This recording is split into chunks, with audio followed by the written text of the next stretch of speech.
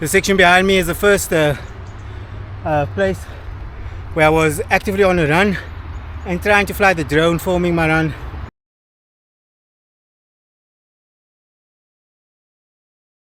But these power lines up above, they caused havoc, and the drone kept doing this. It couldn't stabilize.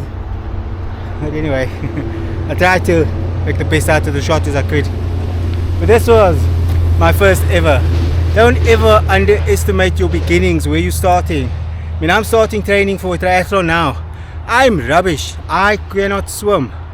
Like 50 meters, I can get through 50 meters.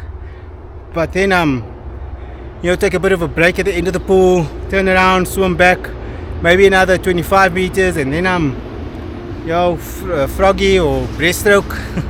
And and the pattern just repeats itself. The most I've ever swam was 300 meters. I am hoping to be fit enough to swim the 400 meter in open water, so that's going to be a challenge in itself.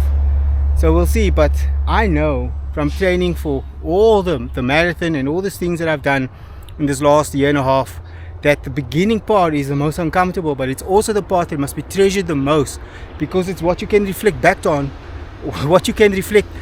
on when you're having moments of doubt. I just come through a moment of feeling a little bit down on myself, and having this new goal of doing a triathlon really just awoken my appreciation just for what I'm capable of doing.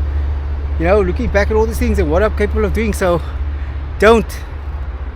I am okay with that drone footage being like that. That was my first flight. I cannot have the other flights that I've had with the drone while on a run and trying to finish a run and navigate very difficult terrain and still do that and still work this camera. Like, of course you're going to have first time's going to be rubbish. Of course your first time on your run's going to be rubbish. Of course the first time on your bike's going to be rubbish, or your swim or your kayak. Of course. But make sure that first time isn't your only time.